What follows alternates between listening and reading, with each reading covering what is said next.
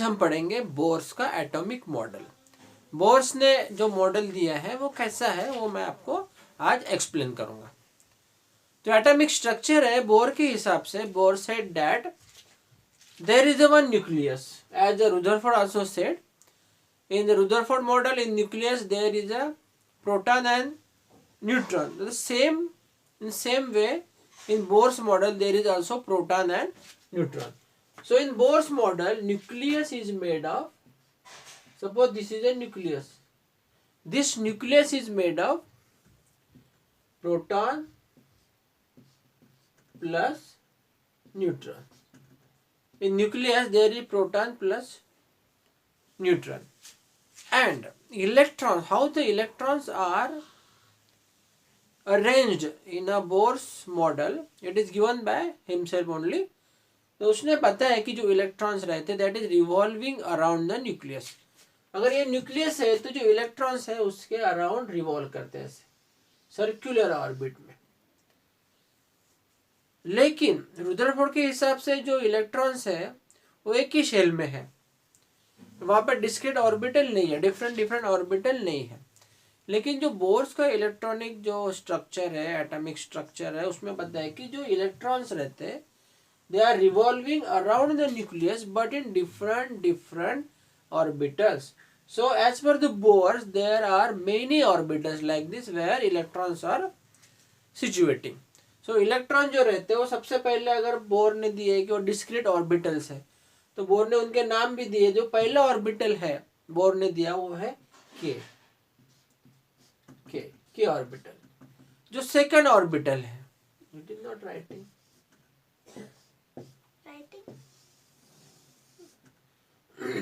The second orbital जो है वो है एल। जो पहला ऑर्बिटल है वो है के ऑर्बिटल। ओके, जो सेकंड ऑर्बिटल है वो है एल, उसके बाद एम, उसके बाद एन, पी, क्यू, ऐसे ऑर्बिटल है। टोटल जो इलेक्ट्रॉनिक ऑर्बिटल है वो 7 है। अब तक के जो एलिमेंट्स है, जितने भी एलिमेंट्स है वो 7 के बाहर इलेक्ट्रॉन्स को अरेंज नहीं किया गया है। 7th जो अपने पीरियड्स है वो 7th पीरियड में होने की वजह से बोर ने भी 7th ही एटॉमिक ऑर्बिटल दिए। तो उनका के हो गया, उसके बाद के, एल, उसके बाद आएगा एम, उसके बाद आएगा एन, फिर ओ, पी, क्यू। लेकिन जो 9th स्टैंडर्ड में है वो के, एल, एम, एन यही दिए हैं, बाकी M, N, P, Q, R, Q तक नहीं गया है। ठीक है, तो ये 9th स्टैंडर्ड में के, एल, एम, एन इतने एटॉमिक ऑर्बिटल दिए। एटॉमिक ऑर्बिटल देने के बाद बोर्स ने बोला है कि जो इलेक्ट्रॉन्स रहते हो हर शेल की, every shell is having maximum capacity of occupying electron. हर शेल में पूरे के पूरे इलेक्ट्रॉन्स उसमें नहीं रहेंगे। जैसे अगर के शेल है तो उसकी एक कैपेसिटी है, एल शेल है उसकी कैपेसिटी है, एम की अलग कैपेसिटी है, एन की अलग कैपेसिटी है। जो कैपेसिटी है maximum number of electron hold करने की वो बोर्स के हिसाब से वो है 2n²। बोर ने जो फार्मूला दिया है मैक्सिमम कैपेसिटी के लिए वो है 2n²। और n क्या है? n जो है वो जो नंबर शेल का जो नंबर है, जैसे यहाँ पे 1 नंबर है, ये 2 नंबर है, ये 3 है, ये 4 है, 1 2 3 4 ऐसे शेल के नंबर है। n का मतलब होता है नंबर ऑफ शेल। अगर मैं k की बात करूं, k ऑर्बिटल में, k ऑर्बिटल का शेल नंबर है 1, तो यहाँ पे हम डालेंगे 2 इंटू स्क्वायर ऑफ 1², तो कितना आएगा? यहाँ पे 2 आएगा। इसका मतलब k में कितने इलेक्ट्रॉन रहेंगे? 2 रहेंगे। L में कितने इलेक्ट्रॉन रहेंगे? Maximum capacity L is equal to 2 into 2², तो ये हो जाएंगे 2 इंटू 4 इज इक्वल टू 8। तो यहाँ पे 8 इलेक्ट्रॉन रहेंगे बोर के हिसाब से। और जो M शेल है उसकी कैपेसिटी, ये नंबर है 3 नंबर की शेल है, तो 3 नंबर की शेल में आपको यहाँ पे करना पड़ेगा 2 into 3², so 3² into 9 into 9 to 18। तो m की कैपेसिटी 18 है। उसी प्रकार से l की जो कैपेसिटी है वो है 32। 4 स्क्वायर 16 इंटू 2 42 हो गया। तो ये मैक्सिमम नंबर ऑफ कैपेसिटी आपको याद रखनी पड़ेगी। उसके लिए फार्मूला दिया है 2n स्क्वायर। ये याद रखो, ये याद रखा तो ये याद करने की जरूरत नहीं, आप अपने आप ही अपने कैलकुलेशन से उसको निकाल सकते हैं। 2n स्क्वायर का फार्मूला। तो बोर्स के हिसाब से जो एटॉमिक स्ट्रक्चर है वो ऐसा रहेगा। सेंटर में न्यूक्लियस में प्रोटॉन और न्यूट्रॉन रहेंगे, और जो इलेक्ट्रॉन्स है वो अलग अलग ऑर्बिटल में रहेंगे। कौन कौन से orbital? K, L, M, N ऐसे ऑर्बिटल है जिसमें इलेक्ट्रॉन्स रहेंगे, और उसकी मैक्सिमम कैपेसिटी ऐसी है। अगर इलेक्ट्रॉनिक स्ट्रक्चर अगर निकालना है आपको, फॉर एग्जांपल आपको क्लोरीन का इलेक्ट्रॉनिक स्ट्रक्चर निकालना है, इलेक्ट्रॉनिक स्ट्रक्चर ऑफ क्लोरीन, तो सबसे पहले आपको देखना पड़ेगा कि क्लोरीन का एटॉमिक नंबर कितना है। क्लोरीन का एटॉमिक नंबर है 17, ठीक है। तो 17 होने की वजह से क्लोरीन का एटॉमिक नंबर आपको देखना पड़ेगा कि K में जाएंगे 2। अगर हम बोर्स का मॉडल निकालते, ये हो गया अपना न्यूक्लियस, और उसका ऑर्बिटल निकालो अभी ऐसे, ये हो गया K, ये हो गया L, और ये हो गया M। K, L, M से 3 शेल हमने बनाया। अभी इलेक्ट्रॉन का डिस्ट्रीब्यूशन हमको करना है। तो 17 है तो K में मैक्सिमम कैपेसिटी 2 है, तो यहाँ पे 2 इलेक्ट्रॉन आपको रखने पड़ेंगे, 1 2।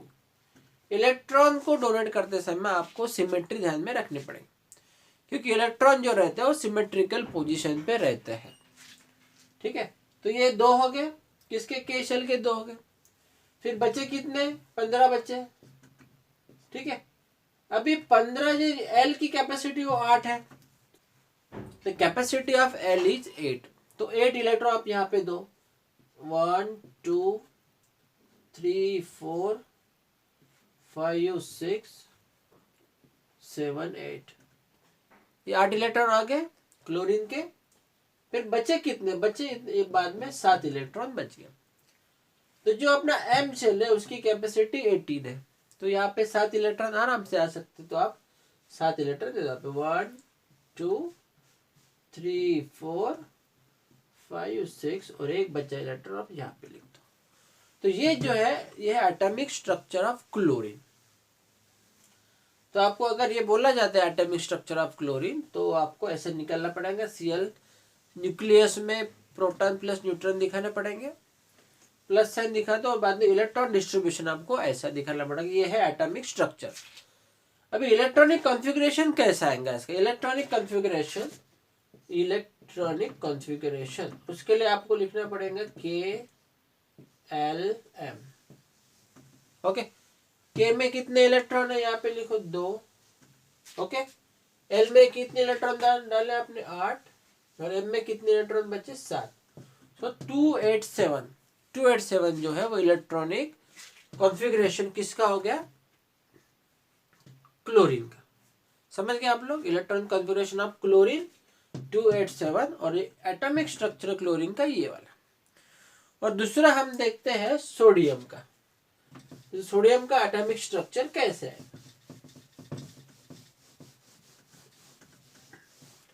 तो उससे पहले आपको देखना पड़ेगा सोडियम का एटॉमिक नंबर कितना है। सोडियम का जो हम इसका सिंबल है Na, तो उसके एटॉमिक उसका नंबर है वो है 11। इसका मतलब 11 इलेक्ट्रॉन का कॉन्फ़िगरेशन अभी जो उसका डिस्क्रीट ऑर्बिटल में हमको दिखाने पड़ेंगे 11 इलेक्ट्रॉन कैसे। उसका है एटॉमिक स्ट्रक्चर। एटॉमिक स्ट्रक्चर सबसे पहले आप न्यूक्लियस निकालो, ठीक है। उसके बाद में शेल दो, K हो गया, ये हो गया L, ये हो गया M। फिर 11 इलेक्ट्रॉन में से 2 इलेक्ट्रॉन K शेल में जाएंगे आपके, ठीक है। उसके बाद में बचे कितने इलेक्ट्रॉन? 9 बच गए। 9 में से जो 8 इलेक्ट्रॉन है वो L शेल में जाएंगे। 1 1 2 3 4 5 6 7 8, 8 इलेक्ट्रॉन हो गए। बचे कितने? अभी 1 इलेक्ट्रॉन बच गया, ठीक है। 9 में से 1 इलेक्ट्रॉन बच गया, 1 इलेक्ट्रॉन जाएगा M शेल में। ये जाएगा यहाँ पे, समझ गए। तो ये हो गया एटॉमिक स्ट्रक्चर और उसका इलेक्ट्रॉनिक कॉन्फ़िगरेशन। इलेक्ट्रॉनिक कॉन्फ़िगरेशन क्या आएगा, इसलिए K-L-M ऐसा लिखना है। K में आपने 2 दिए, L में 8 दिए और M में दिए 1, 2 8 1 ऐसा उसका इलेक्ट्रॉनिक कॉन्फ़िगरेशन है। ये हो गया इलेक्ट्रॉनिक कॉन्फ़िगरेशन और ये हो गया एटॉमिक स्ट्रक्चर। दूसरा एलिमेंट अगर मैं ले लूं, जैसे कोई भी एलिमेंट आप ले लो, जैसे ऑक्सीजन अगर लेते हो आप, तो ऑक्सीजन का जो एटॉमिक नंबर है वो है, एटॉमिक नंबर जिसको हम Z से डिनोट करते हैं वो है 8, ठीक है। तो 8 में से जो K शेल में जाएंगे 2 इलेक्ट्रॉन, K शेल में डालो 2 इलेक्ट्रॉन, ठीक है। बाद में L शेल बचा है, L शेल, ये 2 गए तो बचे 6, तो 6 इलेक्ट्रॉन आपको यहाँ पे डालना पड़ेगा, 1 2 3 4 5 6, ठीक है। तो इलेक्ट्रॉनिक कॉन्फ़िगरेशन क्या आएगा इसका, इलेक्ट्रॉनिक कॉन्फ़िगरेशन K-L-M, K में 2, L में 6, M में 0, 0 लिखने की जरूरत नहीं, 2 6, ये उसका इलेक्ट्रॉनिक कॉन्फ़िगरेशन। इस प्रकार से आप कोई भी एलिमेंट का electronic structure, that means atomic structure, और उसका इलेक्ट्रॉनिक कॉन्फ़िगरेशन निकाल सकते कोई भी, जब आपको पता रहने का हो रहा है कि उसका एटॉमिक नंबर कितना है, मतलब कितने इसमें इलेक्ट्रॉन है। अगर आपको इलेक्ट्रॉन पता चल गया तो आप उसका एटॉमिक स्ट्रक्चर आराम से निकाल सकते हैं।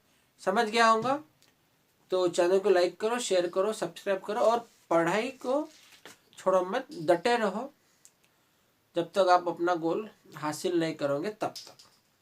डटे रहना ही एक इम्पोर्टेंट आपकी एबिलिटी होनी चाहिए, क्योंकि डटे रहोगे तो ही आप अपना टारगेट हासिल करोगे। थैंक यू फॉर वॉचिंग दोस्तों।